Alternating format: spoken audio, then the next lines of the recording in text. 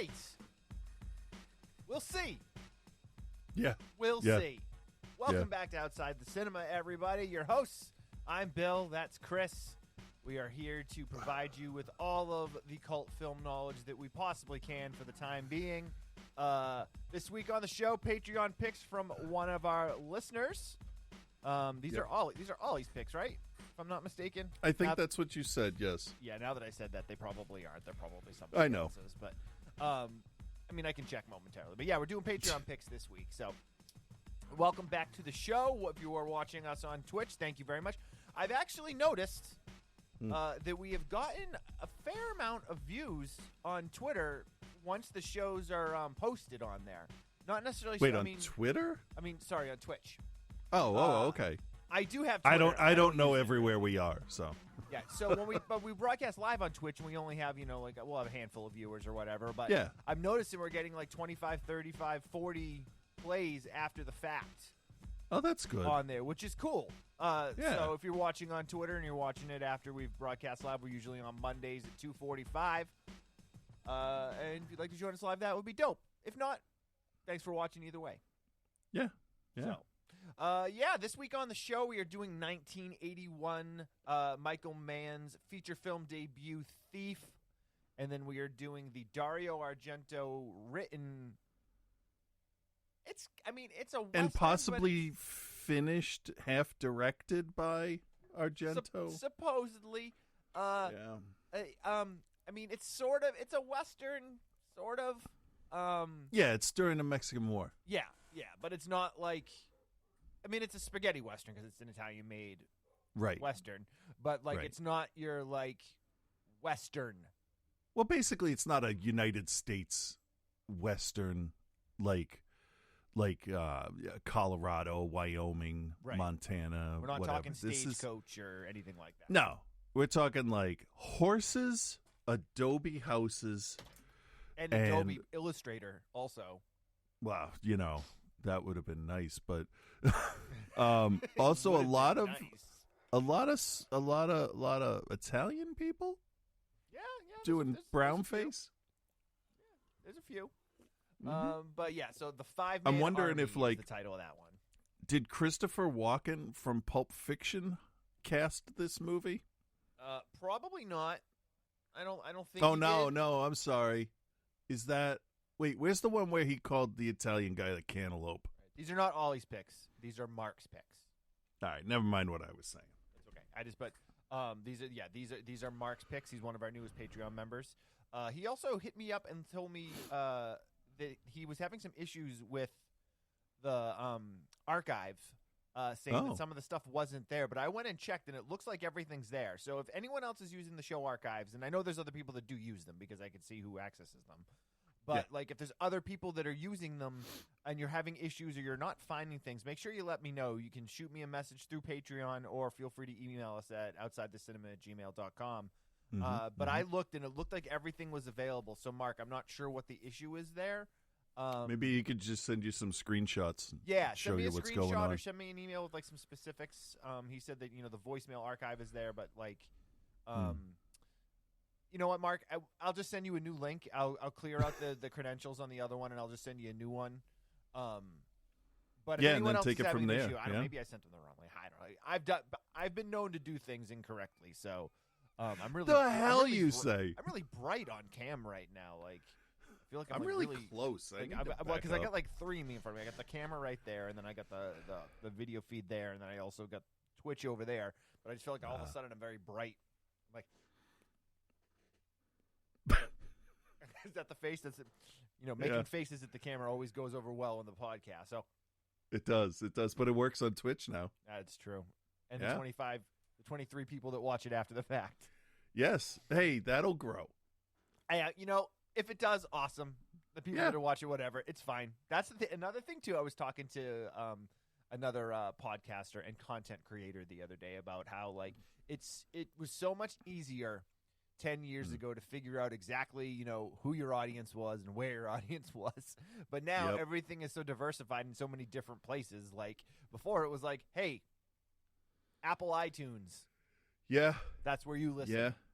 Now it's like, here's your Libsyn analytics to see what country people are from. I still get Libsyn analytics, but do you?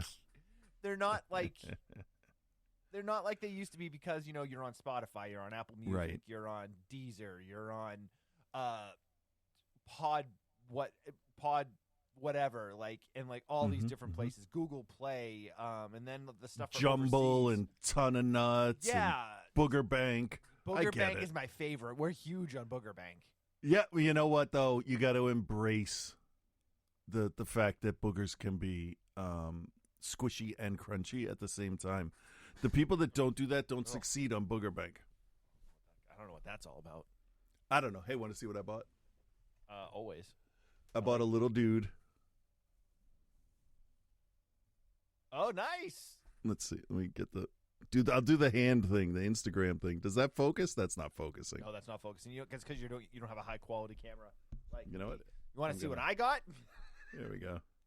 Are you going to show me a $10,000 camera? No, my good friend, Sony A7 S3 with the Sigma Art 24-70.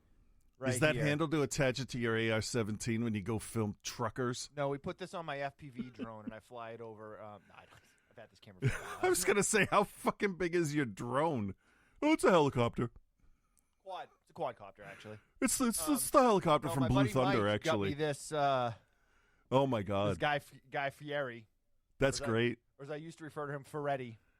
I like that. I like the more I learn model. about him, the more I like him. That's He's that's such a good tool, pop. but he's a good guy. Like he just has the best of intentions with everything. Yeah. He's just somebody said to him, "You got to have a personality that people remember." I don't And even he's think it's that. I think he's just like when he was growing up, he's like, you know what's fucking awesome? Tequila and hair metal, bro. And he just never outgrew it. No, this is the best burger. Man, my sunglasses are in the way. Maybe I should put them on backwards. And he just didn't outgrow it because he got rich doing it. So he's like, why the fuck am I gonna change? Yeah, well, it's the same. So many people pull acts like Larry the Cable Guy. You know, that guy is not the Duck Dynasty guys. That whole thing's an act. They're not like that. I don't know whether they are. They are now, but they weren't before. Anyway, I have a bone to pick with you. With me? Why me? All right. So for how long have I known you?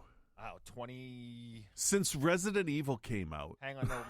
No. Let me think for a sec. You've actually known me. It's 2022. So that's 22. Jesus Christ, dude. It might be. Man, it's like 28, 29 years. Yeah, I was going to say Resident Evil already hit its 25th anniversary. Yeah, because I met you when I was 16. Oh, wow, yeah. And I'm 45 now. I didn't, you know what? The age thing, I had no idea. You're just fun to talk to. Anyway, so here's my beef. Okay. For that long, you have been telling people that I hate music. You do hate music. No, I do not hate music. I don't tell people that you hate music. I tell people that you don't listen to any new music. No, last week you said, well, you hate music. Okay, then you hate so, music. What I want to point out is... Well, let's what be I honest, want to point for out... years, not to interrupt, but I'm going to interrupt. For years, you loved music as long as the members of the band had the last name Zombie or Spider. Well, no, his last name would be One. Oh, but sorry. It's his first name. Fucking no. I actually, I don't. Okay, so you judging how into music somebody is, you specifically is like, I don't know. Let's say the Dukes of Hazzard telling me I don't drive a car. Or it's like Okay. Let me use a sports reference because I know how many of our listeners are big sports fans. Yeah, this will help me. It's like Mike Trout telling my kid how to play baseball. Sure. It's like Wayne Gretzky putting skates on my wife and trying to play. It's like Wayne Gretzky telling Pee Wee hockey they're not real hockey players. It's okay. like. Let me ask you this. How many concerts did you go to last year? Like calendar year 2021? Yes. Well, we didn't go to anything until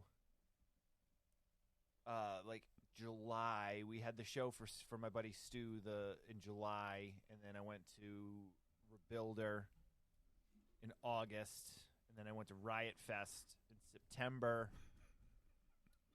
and then I went to I don't know, like 3 or 4 shows probably in Boston throughout the fall. Oh, and then I saw Genesis. Okay. I would like to point out. During a pandemic, by the way, all those. You went and saw 10 shows? Sure, yeah. And worked at a bunch, too, to film. Yeah.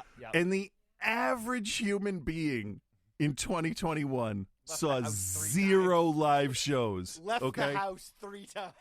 Yeah. So you are like an extreme gatekeeper when it comes to music. Like, the only person I think you accept half willingly is your wife for music. And bro, who knows way more than anything about music than any human being. Because what made me think of it is I started a playlist on Spotify because I'm tired of loading shit onto new phones when I switch phones and I got to go through all my 35,000 fucking songs. Oh, dude, yeah. When you start to embrace playlists and stuff on a streaming service, like, there's no going back.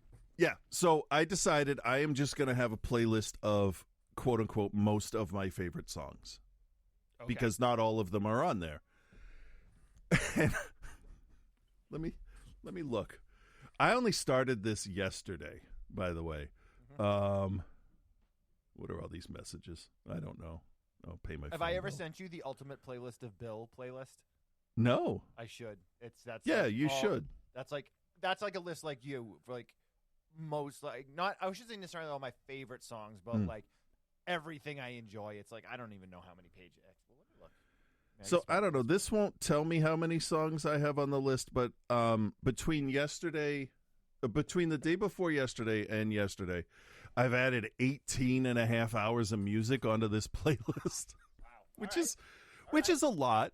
I also, because I really just want to put this to rest, I can play multiple instruments. I've been in a bunch of bands. I've played at the Middle East, which I'm kind of proud of, even though I didn't like the band. I'm kind of proud of that fact. I was in the band at work. I played bass for the band at work for that band that you played in 7 years. Fog Wizard. They're still around, right? They're playing with Bros band Z28 in Salem in a couple weeks. Oh my God! I wonder if they're. No, I don't give a shit. Good for him for having a show, though.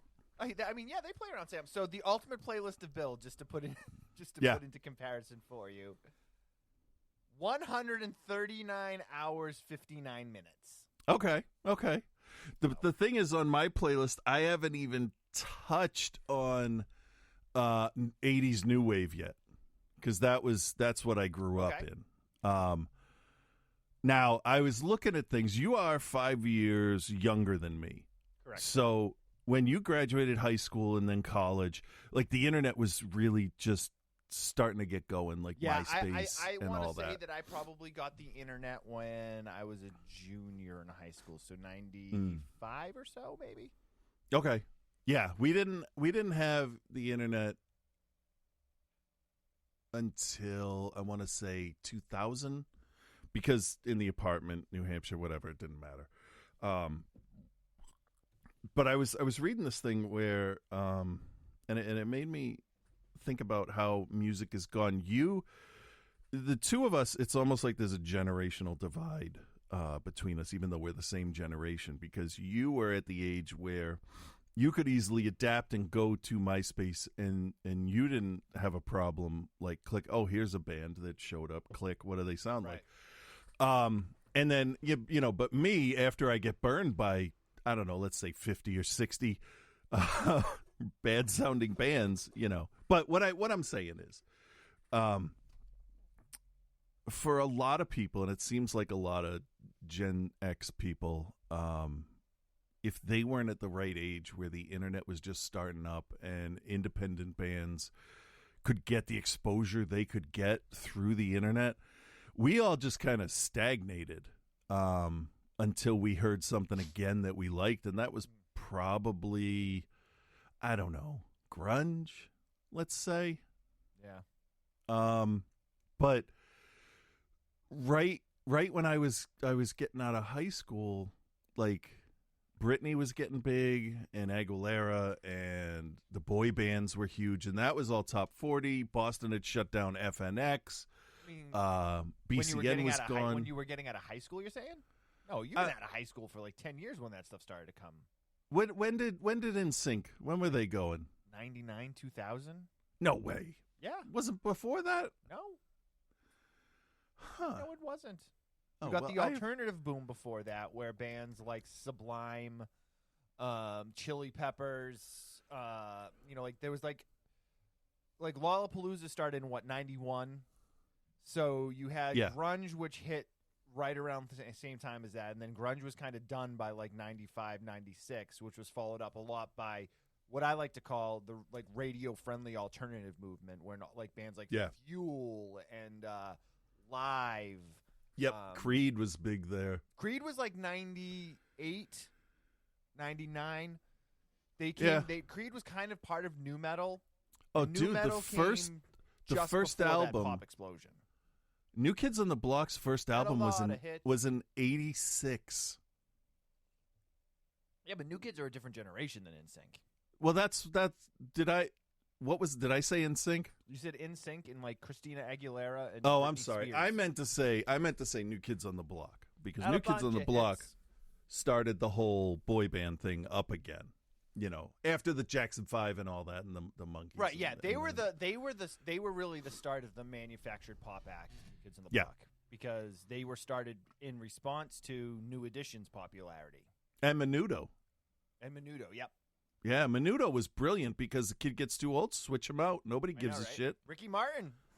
Yeah. Menudo. Yeah. So I think I was unfortunately in the middle of this transitional phase that I didn't jump on fast enough and kind of missed the boat. But, I still do get into new stuff, but my taste is so all over the place that I don't know. There's certain styles I don't like. Well, what do you like? Tell me what you do like. Well, let me tell you one thing I don't like, just to get that out of the way. All right, fair. Do you know the metal, the death metal that has a drum beat like a machine gun? Yes. Not a fan of that. So you're not a big deathcore fan. No, I will still give it a shot, but I don't like how, I don't know, artificial, robotic, emotionless the drums sound. You hear me, drum machine named Kurt? Well, let me play you something really quickly and tell me your thoughts.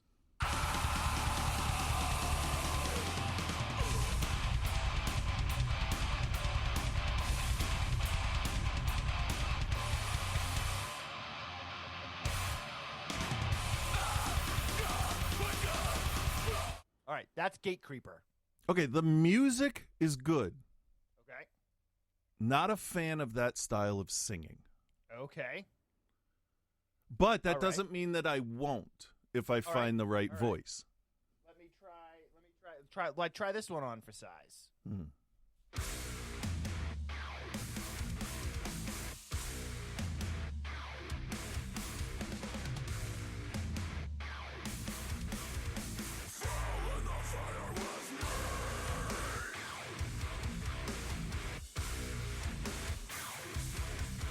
That's Fit for an Autopsy. All right, that's okay. That it's sad. What I like, and I think it's because of the tongue-in-cheekness of it, is I don't think there was a song on Metalocalypse that I didn't like, which is all that kind of stuff. But I think having the cartoon to go along with it is a whole different thing than just going into a song cold. All right. You know what I mean? So, you know what? I was looking through this. I'll give you an idea of music I bought when it came out. How about that?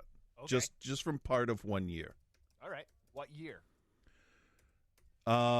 I am going to go with 1980. I want to say 8.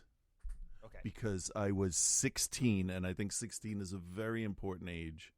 I do want to tell Mark that we're not musical ignoring taste. his movies, but I'm going to be honest. I don't have a lot to say about either. Okay, so we have 1988 in music, and this is just January through. I'm just going to go through kind of quick. Okay. And I'll tell you what I had either borrowed from friends or straight up bought outright. I don't need to, make the distinction between. I the mean, two. if the first thing you say isn't "Groovy Kind of Love" by Phil Collins, we've got a problem. Oh no, I'm going in order of month. So, first band. I'm just gonna go with the band because it'll be quicker. Go with L.A. Guns. Nice. Megadeth, David Lee Roth, Frontline Assembly. Let me see. KMFDM.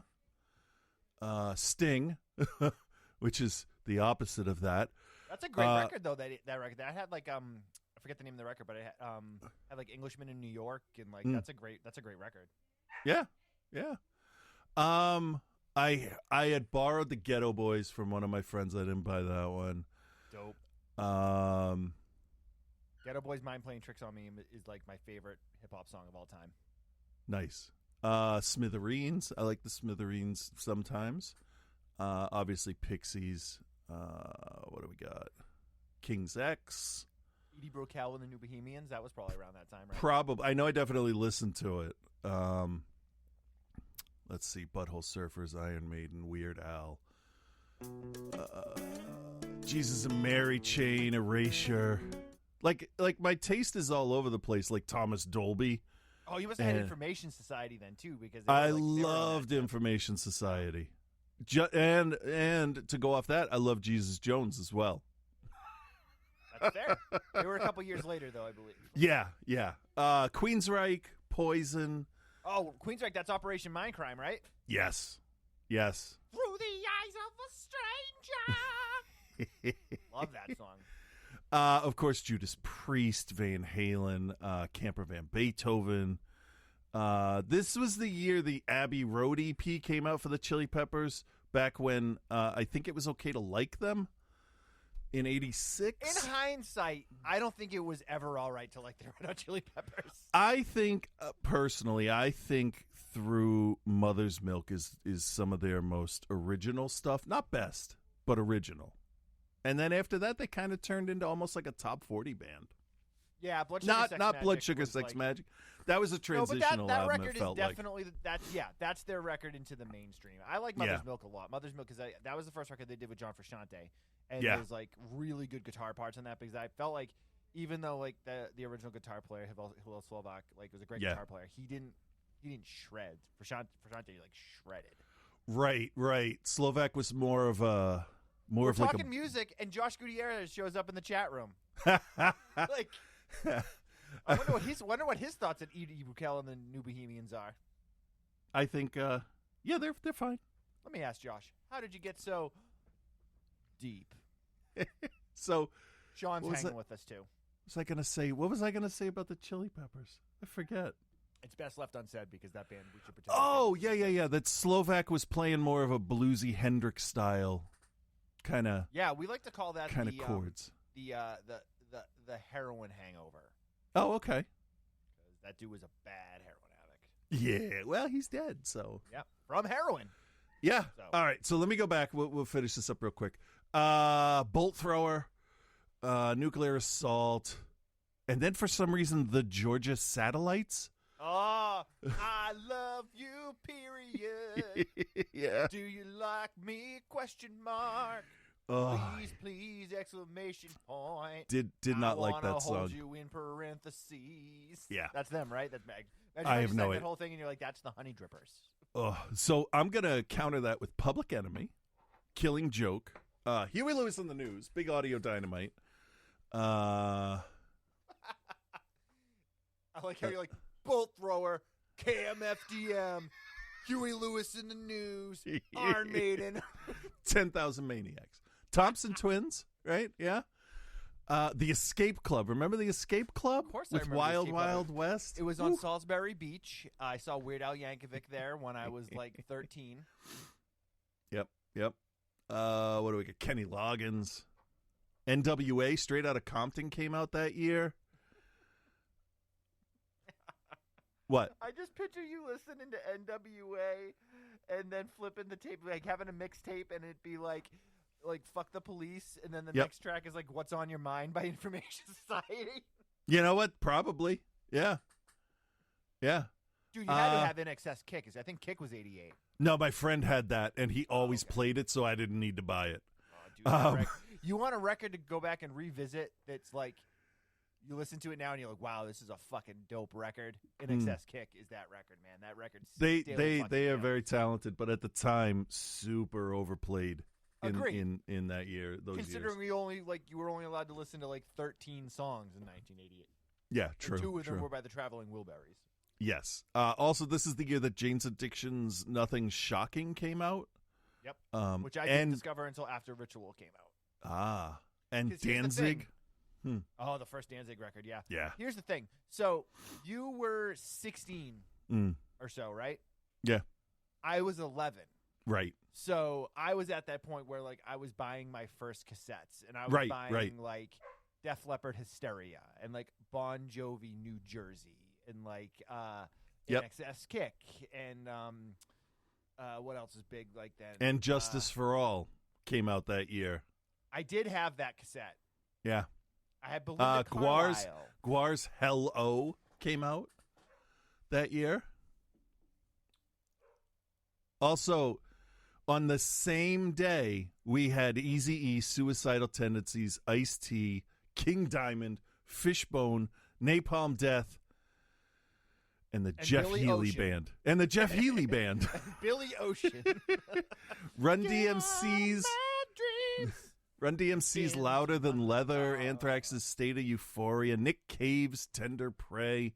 I mean, I must have bought 250 albums in the 2 years. And that's like going back, like finding a band and being like, oh, hey, yeah, what else does Dinosaur Jr. have? Well, nothing, because it's 1984. No, you know what happened is you were listening to the radio and this jam came on and you were like, yo, what's this? You're like, whoa, what other records does this band have? Well, and then you discovered your love of the Beach Boys. Let me explain this. Oh, God. So, no, because my mother thinks... No. My mother loves the Beach Boys almost as much as the Beatles because she is that age to have been one of those screaming people at the Ed Sullivan Theater. Yep. So she listened to the Beach Boys all the time. And I'm listening to like Davy Allen and Link Ray and a little bit of Dick Dale. I think Miserlou is really good, but his other stuff is like, it's all right. And my mom's like, oh, we should listen to the Beach Boys. Don't they have a holiday album? We should listen to that on Thanksgiving because that's the start of Christmas and every fucking year. And I couldn't wait to move out because I hate the Beach Boys. And then at the museum show, we had to play Sloop John B., which is not even, if I had to pick a Beach Boys song, that's not even close to my favorite. But it is fun to play. You do know what the song of the year in 1988 was, though, right? Was it Sloop John B.? Nope. This jam. Oh, yeah. Well, I mean, of course. Yeah. Tell It to My Heart by Taylor So Dayne. let me give you a little bit more of a let's close it out. We do have to talk about movies today. So I also owned the Roxette album, Look Sharp, Dead Can Dance, Soundgarden. That would have been what, Ultra Mega OK? Yep. Everybody else had Aerosmith, and I didn't see the big deal. I definitely had Permanent Vacation because, like I said, I was 11. So I didn't. Well, yeah. I didn't quite understand that there was underground music for another couple years. No, but I think that's how it should be. Like so many generations grew up on Top 40 or Casey Kasem's Top 40 Countdown, and then, you listen to FNX do their thing, or you get 120 minutes finally, or Headbangers Ball, and then you realize, oh shit. Right. Or you would do what we would do at Strawberries and would spread out and be like, all right, let's see who can find some weird stuff.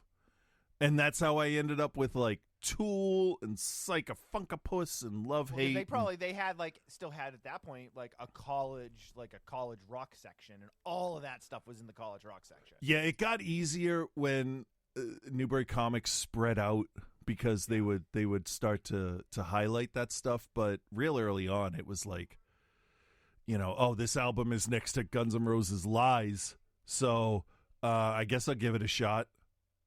I bought the Tool album because I thought the design on the cover was interesting.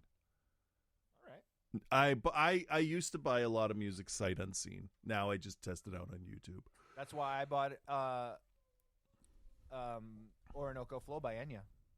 Yeah, well, I mean, I celebrate her entire catalog. One of my favorite jokes is that episode of Brooklyn Nine-Nine. Yeah, I knew that's where you were going. Where they're getting ready to drive back from. Yeah. They were trying, Jake's gonna go to jail because he got framed by Gina Gershon's character, and he's trying to, and he's like, I'm too sad to even listen to music.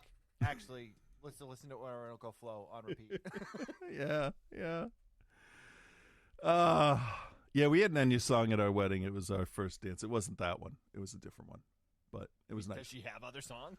She does. There's a song from Toys, the Robin Williams toy movie cult film there that was really strange that nobody Richard understood. Marx had a big record. That was the year of the Richard Marx's big record. Oh, yeah. I wasn't going for that. I was all about Hold On to the Night and Satisfied. Those are my jams. You know what? They're not bad songs. I just wouldn't. They're great pop rock songs. Yeah. And Bobby Brown was big around then too. I remember. Oh yeah. And then he did that song for Ghostbusters too. Too hot to handle, too cold to hold. We're the Ghostbusters. So yes, my whole point is, I do love music. My kids play 2 instruments each. Like it's ingrained. But you are a music like super fan. You're beyond what average people consume for music. Yes, and it's killing me slowly from the inside. I'm going to go to the doctor one day and be like, I have this headache. And they'll be like, you have a tumor from listening to too much bad music. I'll tell you Debbie this. Gibson's Out of the Blue too many times. I never fully learned to read music, but my kids have. And I asked them that joke that that only music people can figure out the answer to.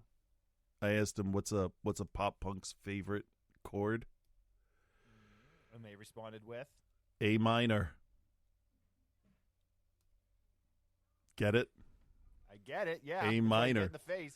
Yeah, they answered that. Like Nova was just like a minor. The sad thing is, though, like if you want your pop punk to sound a little bit better than just standard 3 chords, that's the chord you go to. So. You want it to sound a little sad? The song's in A minor, guys. Yeah, anything sounds sad at a minor. Oh, man. Okay, we got to get to some movie reviews. As we said, this week's show is programmed by Mark from the Patreon. If you would like to join our Patreon, please go to patreon.com/outsidethecinema. What you get there is our full show archive. You get all the episodes. You get all the live episodes. We're talking a lot of music right now. You get the music episodes there exclusively. It's the only place they go. And then you also get the feed where you get the shows early, and then you get all that stuff. And the best part of it is the money that you put into it goes right back into keeping the show alive. It pays our hosting fees. It pays our fees when we need to fix things. We need to buy software that doesn't really work. Yeah, that's where your money's going towards. Yeah. So Tell It to My Heart is my jam. But speaking of my jams, we are going to take a listen to the trailer now for 1981's Thief, Michael Mann's feature debut.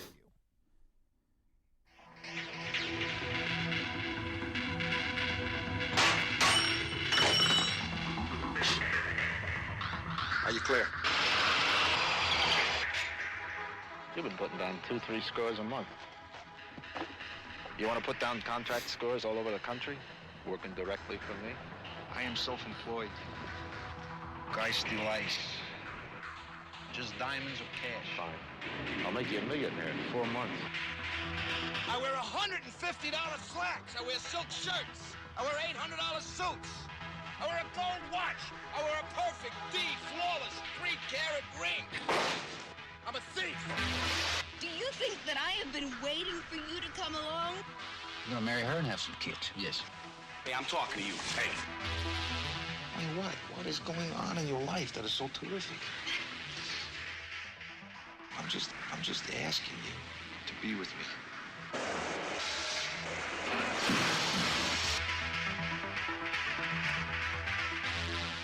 Go. We got a problem. I want my money. We're your new partners. We're in for 10 points. I am the last guy you want to mess with. You get paid what I say. You do what I say. You don't know from one day to the next whether you're going to be killed, go home, or get busted. What's wrong with you?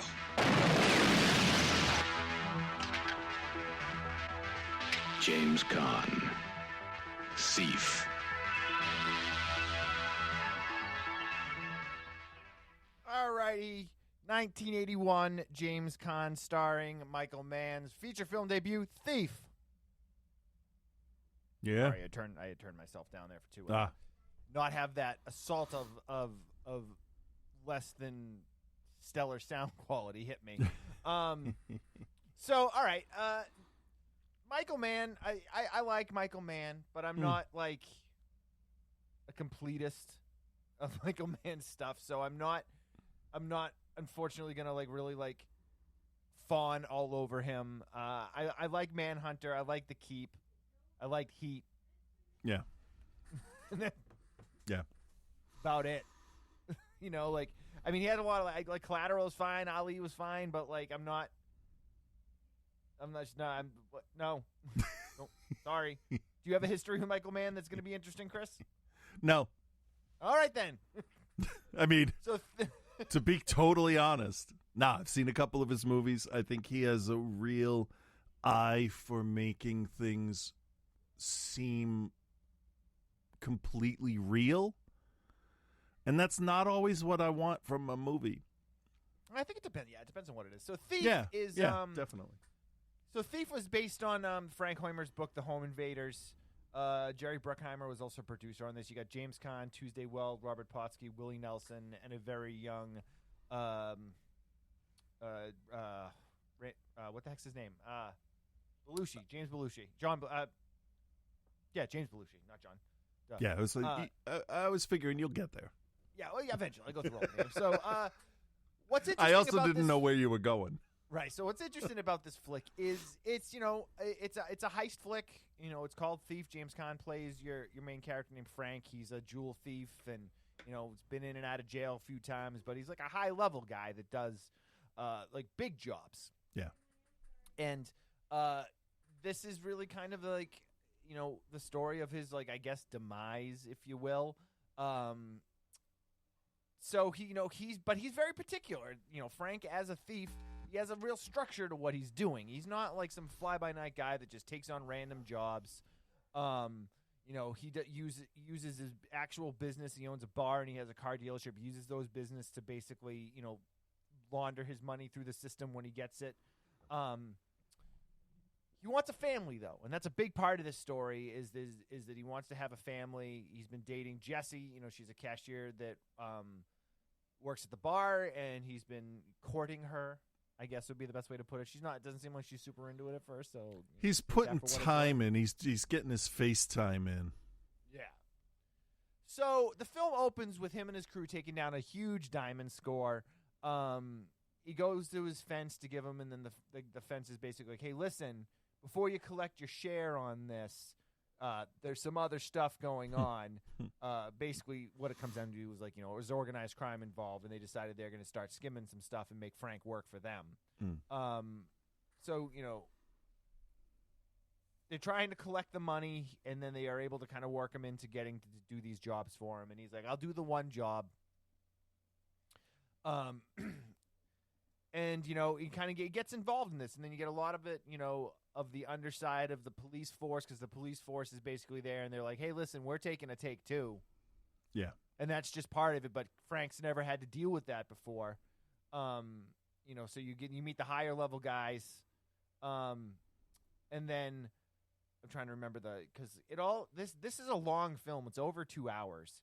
And there's a large chunk of time where things are just kind of like happening in your like very mundane everyday life for these guys, which goes to the point of you saying earlier, Michael Mann is very good at making things feel very real. And this film feels very real, correct? It does. It does. Because it takes forever to do something. Yeah. Not what you expected me to say. No. But so as he's working for these higher level guys, he knows that Frank's a great guy. He knows he has a good eye for what he does. He's really professional in the way that he works it. So he's like, listen, we're going to do these jobs. And then he does the job, and they're like, hey, cool. I know we said we were going to pay you this, but there's another job to do. When you do this job, then you can get the money. And then Frank's like, fuck you. Like, no. Like, you told me to do this. I did it. I don't know what else is. Now he's got the cops watching and listening to him. They're trying to shake him down. The cops bring him in. Beat him up. And they're like, give us all the information. Let us know what's going on. He's not interested. So he decides he's going to do this one large-scale diamond heist out on the West Coast. And then, he's going to be out of there. That's his, what he called it his burn job. This is the last thing I'm doing, then I'm out of here. Yep. So then basically the whole thing falls apart, not to give away the end of it, because I think this is a movie that's kind of flown under the radar for a lot of people. It's older, but, like, I also don't want to just give away all of it, So Frank is trying to, keep Jesse out of trouble, but then, they're married, and then he's gonna end the marriage, and there's all this money, and they got a baby now. They've adopted a baby, and it's all just very very standard. I was wondering what sense? word you were gonna pick. Yeah. It's There's no like Ocean's 11. Here's how we did it. It's like all right there and happens in time. So there's no like reveal to tricky stuff or anything else you might, expect. It's just, we're going to hire you for a job. Here's the job. And you did the job. And here's what happens afterwards. Yeah. James Caan is great in this. So he lives the character. But like, I have a hard time sometimes with directors that become very well known, their early work then being very celebrated when it's really not anything special. Blowout's another one of the ones that, and it's not Michael Mann. That's Friedkin. Was it William Friedkin? You know what? I'm drawing a total blank. Everyone knows as soon as I say, what I'm talking. But Right. It's like an early flick that, super celebrated in the genre film world, because it's kind of like we go back to the like idea of this is mine. This guy's huge now, but I'm going to hold on to these I've got the Tom Brady rookie card. I don't care about his card, his limited card for the Buccaneers, as I've got Tom Brady's rookie card. That's what these early movies and these famous directors filmography sometimes seem like to me. And you know what? I don't collect cards. So I don't, it's a lot of them don't hit me, but I have my favorite players. Yeah. Just I got my favorite directors, so some of their early stuff, it'll hit for me. But Michael Mann's not a guy where I'm really clamoring to go back digging through, his early work. The best thing about Thief is its soundtrack by Tangerine Dream. I'm going to tell you that right up. Right? The soundtrack's great. It's, yeah. Characters are good, though. Obviously, you get a heavy dose of who Frank is, what Frank does. They do a pretty good job, I feel, of having those other characters be developed enough that you care about when, there's, they have the big ambush and one of them gets killed. Excuse me. You care about the wife, but, Frank's an asshole. So, it's really, it's you root for him a little bit because he's the little guy, but, is he really when he's stealing hundreds of thousands of dollars? Oh man, hundreds of thousands of dollars. millions Yeah, of dollars over the course of his career. All this money, like, am I supposed to feel bad for him? Because I don't. He's walking around with a 3.2 carat diamond on his finger. I mean, he's not subtle. Yeah, and there's like he's not subtle in anything he does. They go to the adoption agency to adopt a child, and like he goes on this like tirade of like all these like super un-PC racist things that he says. He's like, just give us one of these babies, or what you got another. I'm not gonna say them because like they're things you don't say now. Yes. He's like, you got one of these babies? We'll just take one of them. It's like you're going into a store ordering a cheesesteak or something. So here's the funny thing. He said, "Give me one of the less desirable ones." That was his phrase. And then he goes on to say, in early 80s terminology, I will take an African-American baby, or I will take a Chinese or Asian baby. And this, I did some math on this, and because then he says, give me a black Asian baby. And I thought, oh man, he could have adopted Tiger Woods, because Tiger Woods was 6 years old at the time. He absolutely could have. And then imagine the turn that movie would have taken. Yeah. Finally, a likable character. And I'm saying a likable character for a guy that was driving too fast, ended his career, and also cheated on his wife how many times? And he would have been the likable character in the movie. Yeah, well. I mean, the film's got a lot of stuff going for it. Michael Mann, obviously, and the cinematographers that he works with do a really good job of getting, like, gritty, streetwise footage. And it feels that way, and it's supposed to feel that way. Yeah, there was Color one... palette is obviously very muted. It's not an excessively bright film, even during the daylight. Yeah. When we installed the first digital projector at the 20-screen theater, we had Miami Vice in there. And I remember walking by, and it stopped me, like from doing what I was doing, from walking to where I was walking. There was a scene where the two of them are outside, and there's like a storm on the horizon, but underneath the dark storm clouds, it was like bright daylight. And then just the way everything was balanced, it was such an interesting juxtaposition of the light and dark in the one frame that, like, you walk by it and you look and you're like, oh, I've felt days like that. And that was unexpected. Yeah, I mean, he worked on this film. He worked with Donald Thorne, who this was Donald Thorne's first feature debut too. But he went on to do stuff like Officer and a Gentleman, Against All Odds, Purple Rain. I think he shot like Tango and Cash. Trying to think of what else offhand without looking it up. That's all right. He did a bunch of stuff like he was like kind of like that go-to cinematographer guy for very standard stuff for a little while. Like I think he did like Scent of a Woman. Okay. Like First Wives Club, stuff like that. Like those films that were like really popular, but there wasn't necessarily anything special about them other than the fact that they had like big stars in them. Yeah. So, all right. Well, I mean, I don't know what else to say. So, Chris, do you recommend, and what is your grade for Thief? I will recommend it because there was just something about it that kept me interested. I really wanted to see what was the next thing that was going to happen, and that's rare in a movie that is first so long and second that I have to watch.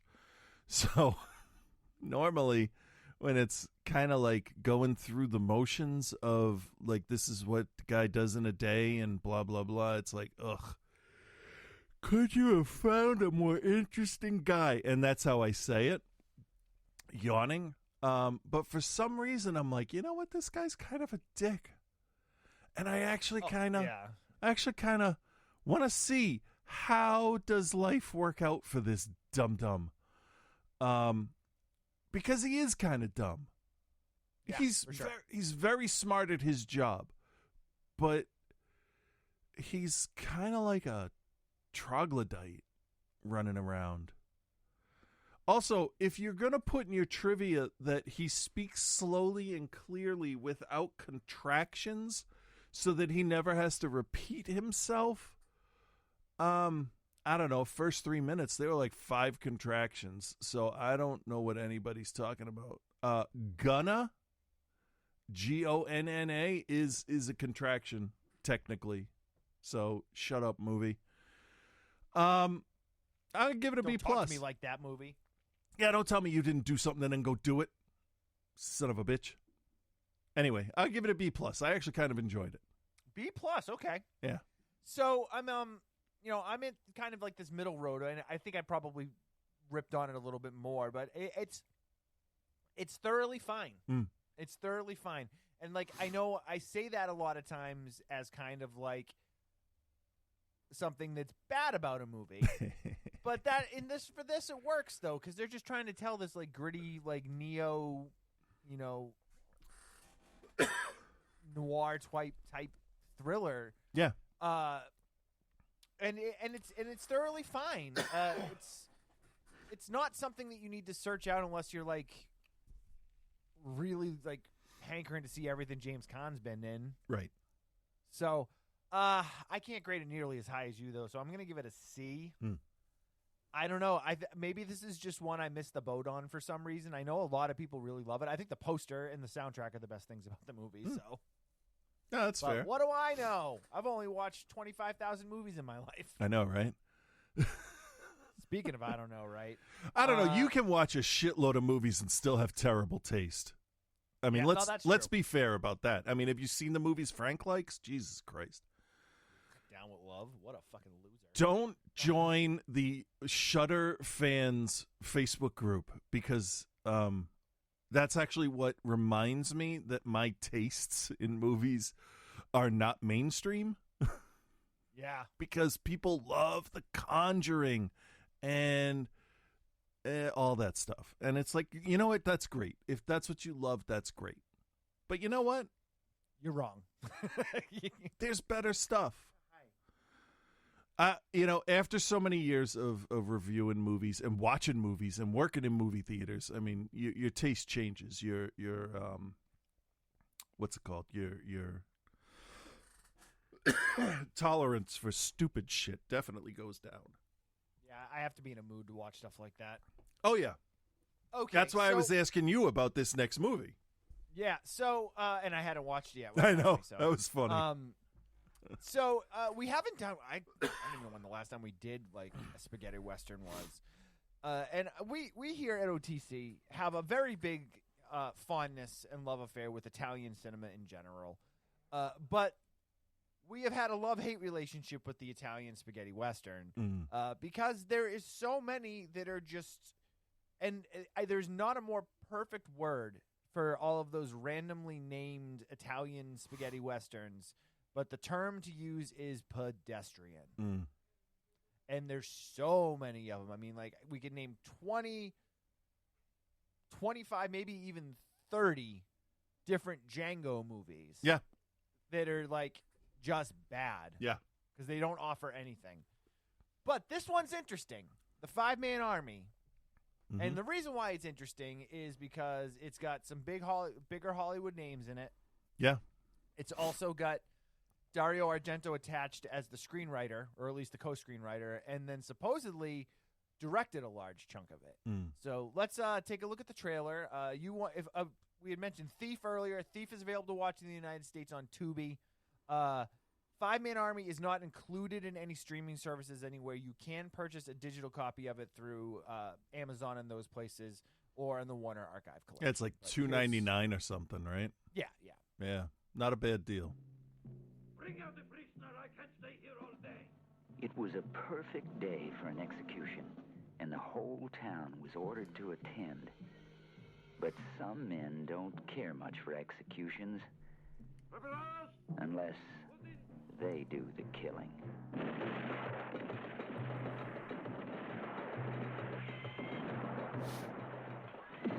Five men, low-downers, turn a murder into a massacre. They had $500,000 to gain and only their lives to lose. The Five-Man Army.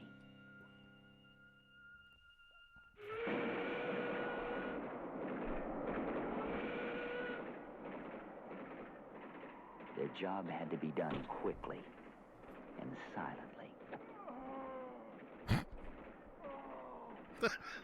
And when they were finished, they had each other's greed to contend with. Peter Graves, James Daly, Nino Castelnuovo, Bud Spencer, and Tetsura Tamba as Samurai. We're all gonna get killed, Dutchman. All of us. Some men die for money, some die for causes. They're gonna die for us.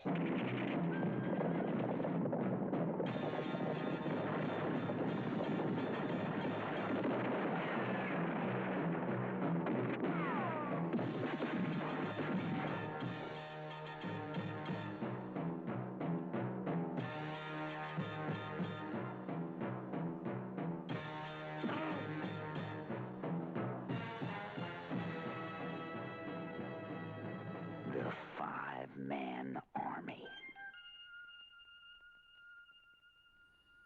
All right, the Five-Man Army.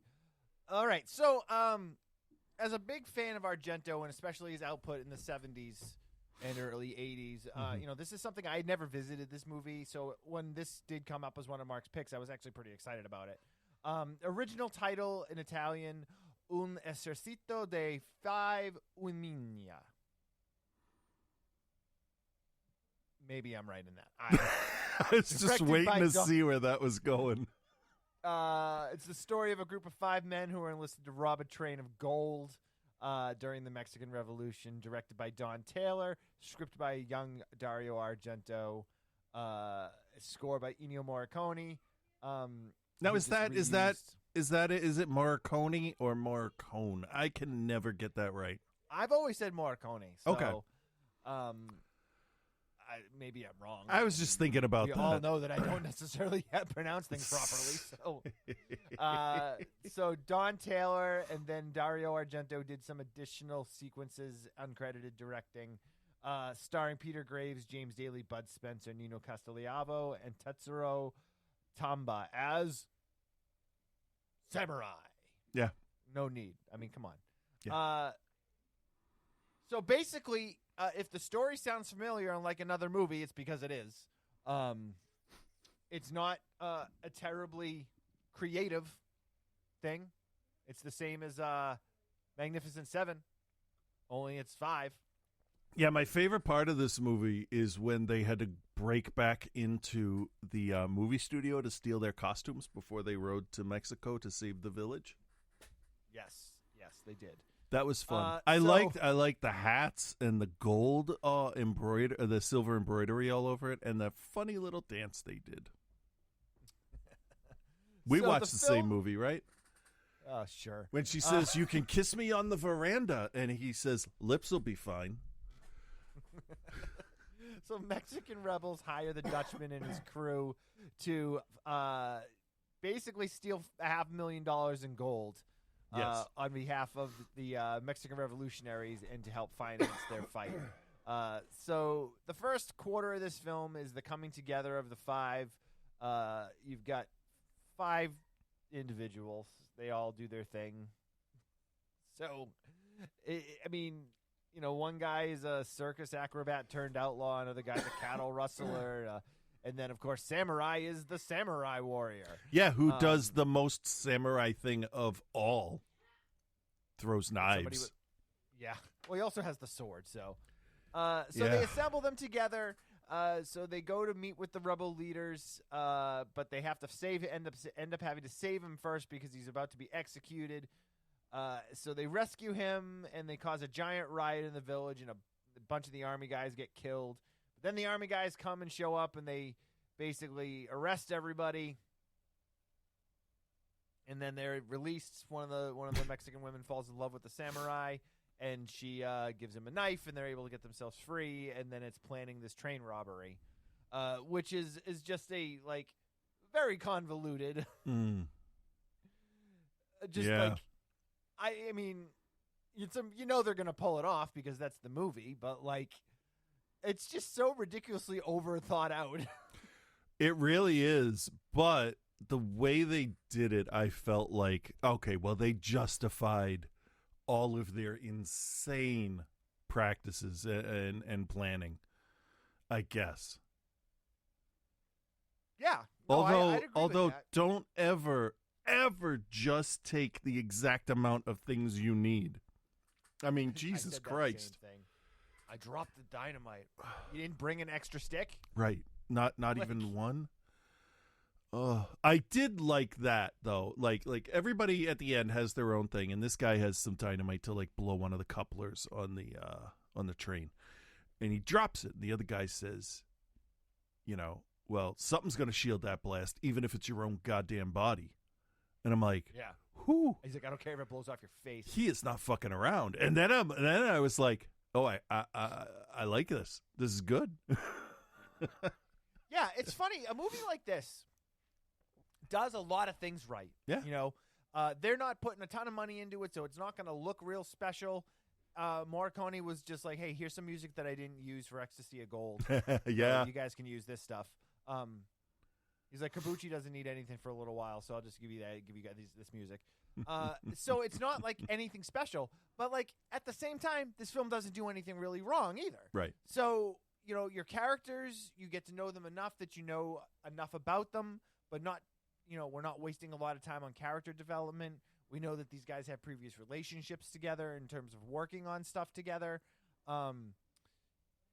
You have the backdrop of the Mexican Revolution. Yeah.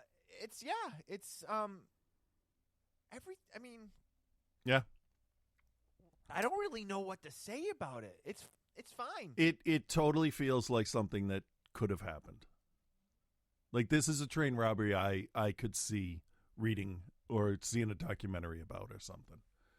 Right, right. Because it was planned pretty well. I got to give him that. Yeah, the one thing too with is this being penned by Argento. I mean, Mark Richards wrote it also, so they did. It wasn't like he wrote it out completely on his own. But like, this was a time for Argento when he was kind of just starting to hit his stride. I think at this point, I don't know. Let me look at the years of his stuff here. I want to say, wasn't this before? Wasn't this like where he got his directing chops? Probably working a little on bit, this? yeah. Because Bird, I think if I'm not mistaken, it's not coming up for me. Bird with the Crystal Plumage, I think, wasn't until 1970. Yeah, I want to say, and then I think Cat of Nine Tails was like 71 or 72. Yeah, so this was. Yeah. Well, I was just gonna say this was where he starts his run. He writes this, right. And then he does. I mean, we all know, we've talked about it many times on the show, the run that Argento had from the 70s to the early 80s. Bird with Crystal Plumage, Cat of Nine Tails, Four Flies on Grey Velvet, yep, Deep Red, yeah, Suspiria, Tenebrae. Like, the dude had some of the greatest some of the greatest horror movies of all time, like all like back to back to back to back to back. And then we all know where he fell off a cliff. But it's kind of cool to see him do some stuff like, that's outside of that realm. Yeah. I mean, be it, again, he didn't direct the film entirely. He did some sequences. But it's got some of those feels. It's got a little bit, like, it's kind of weird to say, but it does kind of have some of that Argento feel to it. Very, very minimal. Very minimal. But it's there. Yeah, I could probably point out, like, about 5 different parts where it's like, yeah, that's something he developed into a style later. Yeah. And it was just test stuff because what was it? The director just didn't feel like coming back and doing the reshoots or so. It was something like that where, like, yeah, something really strange. It's he was already working on another project and they needed to do some additional shooting. Yeah, that would not surprise me at all. They were like, "Hey, we cut the movie together. We forgot to film these 3 scenes." Yeah. That's what it feels like, at least. But it's put together well. It's well written. It looks fine. Like, I hate to be the guy that's like, hey, yeah, no, it doesn't really like do anything special. But again, just like the other film, it doesn't really do anything wrong. No, that's a puppy. Look at this puppy. Look at this puppy. Look at this puppy. Where's my dog? Bark. Oh, Bark's down there. You don't care? I got him a new collar today. Mark got a new collar today. But anyway, it's good. Yeah. It's not great. Like, I'm not a huge Westerns guy in general either, so type of thing where I can't necessarily say anything either way. But I'm glad. I definitely, I feel like I can probably rate it at this point. Chris, do you recommend, and what is your grade for the 5-Man Army? I am going to recommend this, even though it feels long, because it is long, and because the train heist. About an hour 45 or so. Yeah, and the train heist is only the third act, so you have so much time ahead of that. But they do use it smartly to get you to care about the characters to whatever degree you need to for the movie to have any kind of impact. It's very like economical in that way. It's like you just get just enough of each character to get to get like an archetype. Like, oh, here's the big dumb brute that breaks everything. So now he has to wear his stopwatch or his watch around his neck, which he then breaks as he lays into a pile of rocks. I have to say my favorite scene in the whole movie is when he loads up his 2 guns. He's behind the rock pile, and the Mexican army's there. And they just want some water. They want to take a break. And he loads his guns up, and he's ready to take them out because that train is fucking coming. Nothing's gonna stand in the way. He stands up with this face like fucking Joan of Arc, pulls the guns out. They turn around and ride away, and his face, he's upset and supremely relieved at the same time. It's great. It's a great bit of acting, and kind of a funny bit. I like that. It feels like you need that. You need that release of tension in the middle of the robbery so they can build up again. Because you can't infinitely build to the ending you're going to get. I mean, obviously these guys are going to steal the money. Whether or not they get away with it, that's always the movie though, isn't it? Right, yeah. So I did enjoy it. I'm going to give this one a B+ too. I really thought, this is going to be a fucking slog. It's late at night. I got to go to sleep soon. Shit. I got to watch this movie. And it kind of sucked me in a little bit against what I thought it was gonna do. So yeah, I'll give it a B+. Okay. Yeah. I'm gonna recommend it too, and I think part of that recommend comes from the same fact that like we've watched so many bad Italian westerns that when one comes along that's pretty decent, like it always seems better. Yeah. And that's what this was like. I mean, it doesn't do anything necessarily that we've never seen before, but it's solidly written. Yep. It's shot competently. It's acted strongly. You can get behind the story. It's a little bit longer than like your usual 90-minute runtime for something like this, but it doesn't drag on. So I mean, yeah, I'm going to recommend it. I'm going to give it a B. Okay. Because it's definitely one of the better Italian westerns I've seen in quite a while. It's still not going to hold up to like the classics, like the original Django or like Grand Silence or any of the Kabuki stuff or like those like really well known ones. Yeah, but it's still pretty good. So there you have it. So Mark, those are your films. Thank you for recommending them. You got 2 pretty good grades out of Chris. You got 1 and 1 out of me. I'll take it. Yeah, I'll take it. Now, very important. Leprechaun in the Hood. Oh, no. Leprechaun in the Hood. Joe watched Leprechaun in the Hood. Very excited to hear what he has to say. Okay. Well, hello, Bill. Hello, Chris. And hello, OTC Nation.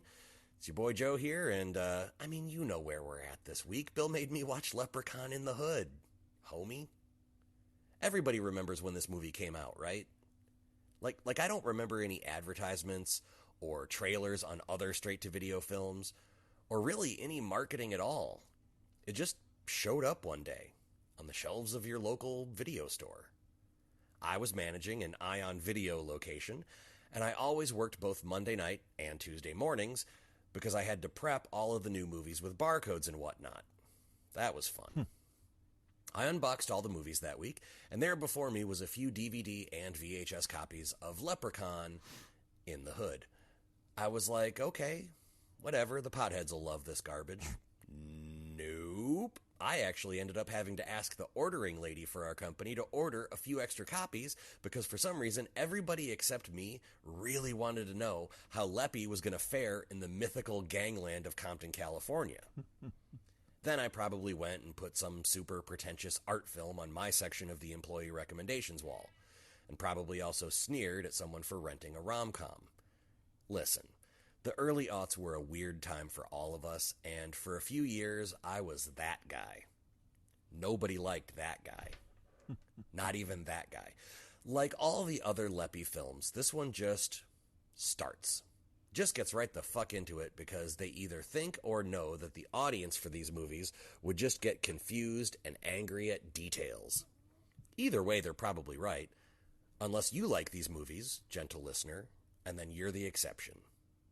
But yeah, Ice-T and his buddy break through a wall looking for something, they never really say what, in the bowels of some building. They see the Leppy statue with the necklace that is still not adhered to this dangerous little fella in any demonstrable way. They take the necklace off. Ice's buddy gets stabbed in the throat with his own afro pick. Ice defeats the Leppy, and now we're following 3 chuckle fucks trying to make it in the rap game in the present.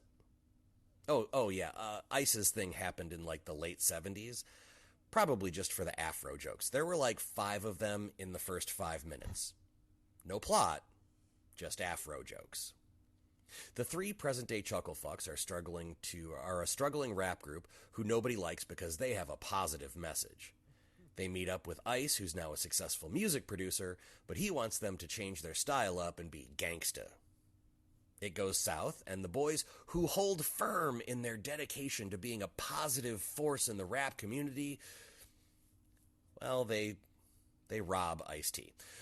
So far, this whole thing feels like they made it up as they went along.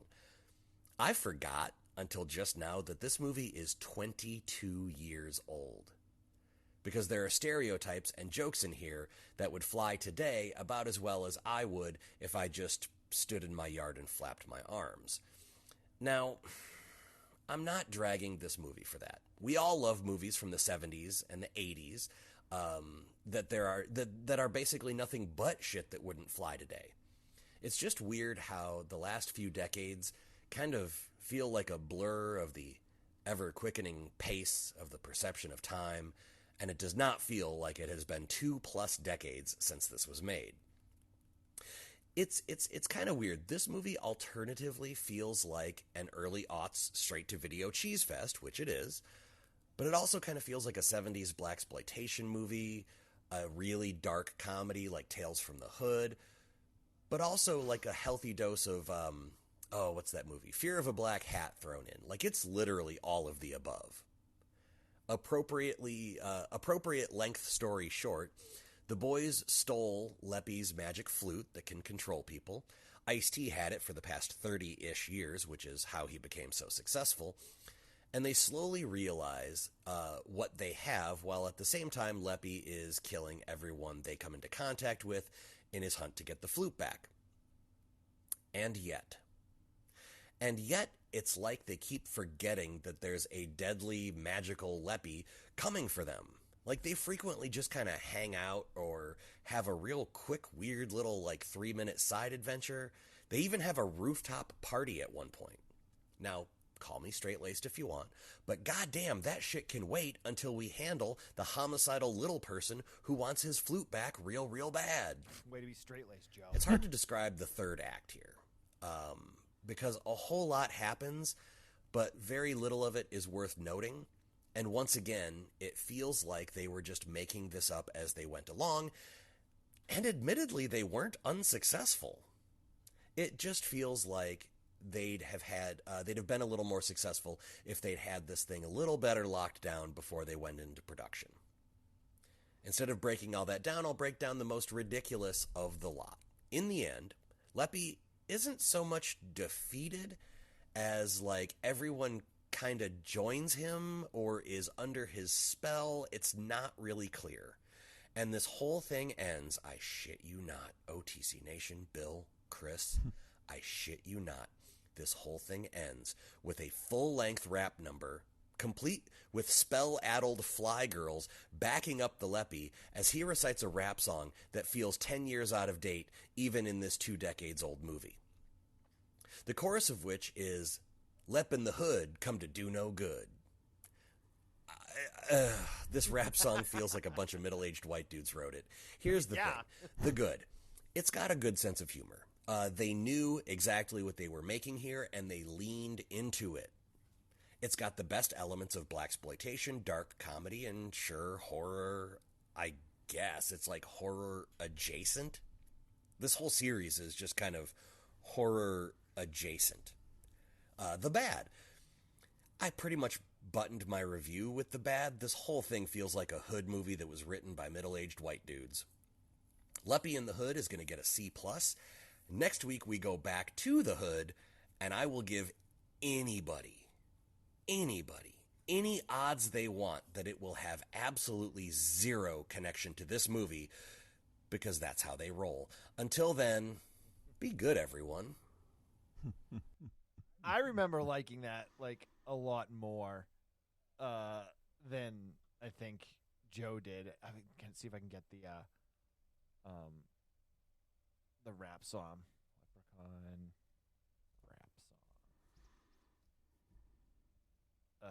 Let's see here. Here it is. Nope. Only at Metro by T-Mobile, you can upgrade to 5G and get more. Oh, shit, can I? No, you cannot. Oh. Okay. T-Mobile wants you.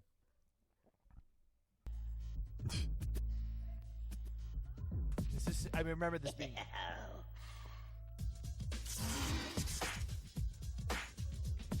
I come from the land of the Irish Spring. Dublin's the place where I learned my thing. From the Emerald Isle to your place in the hood. I'm the man of green, come to do no good. Left in the hood, come to do no good. Left in the hood, come to do no good. Blunt is dope, this place is hype. There's a lassie, she's just my type. I hate to resort so soon to marry. Haven't been late so long, it's tragic. The best part is he's holding a microphone that's not plugged in. Of course. I'll show you what to do, so lend an ear. Don't worry, little lassie, you've got nothing to fear.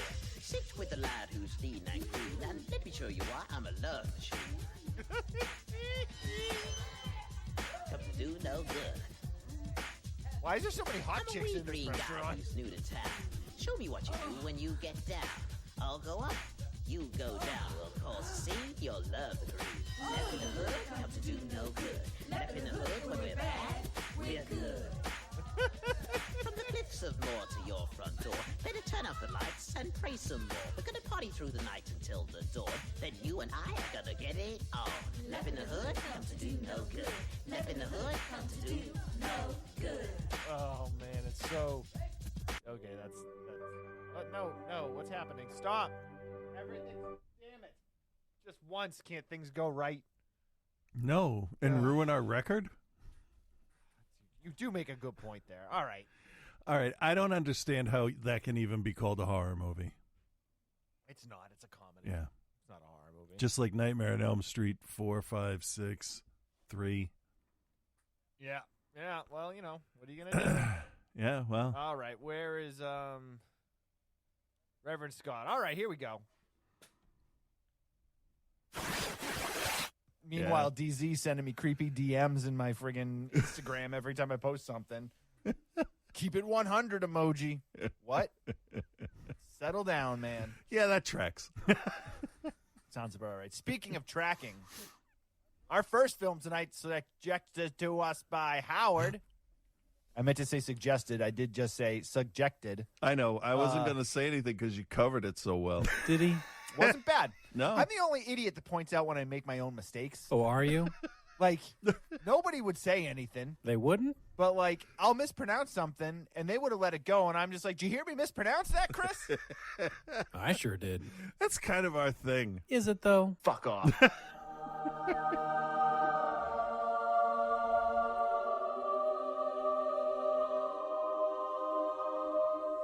What? Yeah. Holy shit. Yeah. With Reverend Scott. We just kind of sat down and pooped our pants. Yeah, and regressed back to being children.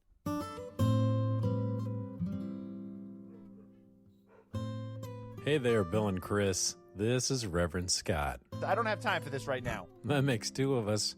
Normally, I'd tease what I've been watching, but I'll wait. Let's just get right into it. Last week, you watched The Firm and Spring.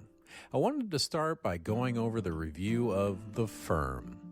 Here I was all ready to hear about the cutthroat law firms and fucking Tom Cruise, but instead I hear about some fucking football clubs or some such nonsense. Huh. Imagine that. And even after you both started watching The Firm and saw Gary Oldman in it instead of Tom Cruise, you just kept watching it. It is what it is. I mean, hey, whatever. We're still doing it. I don't care. Obviously, but despite this complete blunder, it made for a pretty interesting review of what sounded like an even bigger asshole version of Al Bundy. I don't know. I gave your review a C+. Why am I even still talking about this fucking movie? I don't know. You're in control. Fine, let's move on to Spring. A love story about a boy and a girl, but there's something fishy about this girl. Get it? 'Cause tentacles? I don't get it. This was a very frustrating review to listen to, if I'm being honest. And for once, I am. Because the review started with like 5 minutes of you trying to get the trailer to work, and it just wouldn't work, but you just kept trying to make it work. What is going on? What is the matter? Is something really going on? Yeah, did you not hear that? No. You don't hear that? Yeah, no, I didn't hear that at all. You didn't hear it? No. Weird. Then Bill started in whining about how Spring wasn't even scary at all. Oh, it's like barely even a horror movie. Then Chris chimes in bitching about how it wasn't gory enough. More blood, the better. Then Bill got mad at Chris because Chris told him it was going to be a movie just like Species. Interesting. You know what you just said, Chris? You're a fucking liar. I am. And I'm just sitting there like, guys, this isn't a traditional mainstream hack and slash monster horror movie. Yeah, no shit. And look, I know neither one of you wanted to think while you watched a movie. You both expected it and wanted it to be a regular horror movie. So that's why I watched Spring myself, so I can enlighten you both about this film. Thank you, Scott. I mean, first of all, Spring had such a no-nonsense feel to it. The interactions between people felt more natural. And doing something impulsive like leaving the country on a whim after a loss that huge felt natural as well. Not to mention that Evan had the police and the guy he beat up after him too. You could really tell that Evan was just like, God damn it, unreal. Unreal. Close. Why is this happening to me? I really enjoyed the fast friends he made with those two guys that he partied with for a few days when he first arrived in Italy, and that it remained a positive experience for him, not just like a setup for a sequel to Hostel. The introduction to Louise is carefully handled too. Thinking back to how Evan wondered if she was a prostitute based on how she wanted to basically sleep with him before they even went on a date. I mean, it all makes sense now when you know more about her motivation and about her condition. But they keep all that very subtle and play it off like it's all part of her playing hard to get with Evan. Evan almost has a father-son relationship developed with the old man Angelo running the farm, and he needs somebody to work for him, and Evan happens to need a job and a place to stay at night. The old man offering up wisdom just when Evan needs it. And finally, the relationship that blooms between Evan and Louise felt natural as well. It felt fun and organic. And speaking of organic, notice how there's one aspect of the film that I haven't really mentioned yet, the horror aspect. Because what makes Spring so great to me is the fact that if you remove the monster transformations and eternal life aspect from Spring, the rest of the movie still holds up pretty well for me. So when you do add in the mystery of her condition, how the hints and new info is spread out throughout the movie, and how you start to like Evan as a character around the time you start to worry if this condition may lead to his harm or death, you become even more invested in the film. All it really takes is one dead cat and one dipshit American tourist to teach you how deadly Louise really can be. An American tourist, might I add, that acts like such a dipshit, even Chris could appreciate it. It sounds so fun. I'm saying this, okay, in a room filled with plastic toys. Star Wars, Pops, whatever. But that behavior sounds so fucking stupid and infantile. Yeah, I said it. All those little interactions lead to a very intense scene in a church. During Louise's final day before her body takes that next transition, half of her face looks undead with her eye glowing red as a slimy black tail starts to rise up slowly behind Evan's neck, with spikes dripping from the end, looking like a king cobra ready to strike, neither one of them seemingly aware of it. And during this intense scene, there's no horror-style violin score getting louder and louder. All the tension is your genuine fear for the characters you actually like. And I also love at the end of the film, as Evan sits there holding Louise in his lap, they use subtle sounds and movements of the camera to reveal how things end up without being overly dramatic about it. And there's more to this film that makes me want to watch it again sometime. Like the wife of the old man that he lost. Could she have somehow been Louise in a past form? Who knows? Doesn't really matter. What does matter is this may be my favorite Benson and Moorhead film. I highly recommend it, and I give it an A. It's just too bad that Bill and Chris couldn't appreciate it. What the fuck? Okay, I've rambled on long enough for 1 week, but make sure you all tune in next time to Outside the Cinema, when Bill makes me a proposition I can't refuse. How much for a blowjob? But then gets upset how it's not the same price that I quoted Chris. It's not about anything other than whose dick is big. Yeah. But in the end, Bill accepts the price. Okay, cool. I guess I'll just open my pants then. And finally, Chris tells us why they had to stop reviewing Italian films. We didn't have enough spaghetti. All that and so much more lack of spaghetti. But until then, peace and love, guys.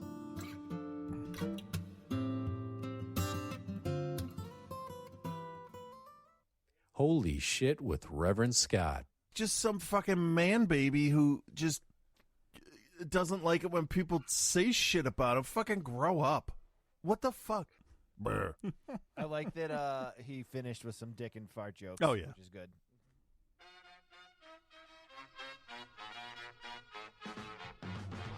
All right, guys, that's it for this week on the show. Thank you very much for joining us. Join us each and every week at 2:45 on twitch.tv/outsidethecinema. Join our Patreon at patreon.com/outsidethecinema. Follow us on Instagram at OTCBill and at Cthulhu. You can also join our Facebook group. And, yeah, that's about it. Yeah. I have a dog that is very much like, hey, take me outside to go to the bathroom. And that's what I'm going to do. Yeah, go do that. Yes. Say goodbye, Chris. All right, goodbye.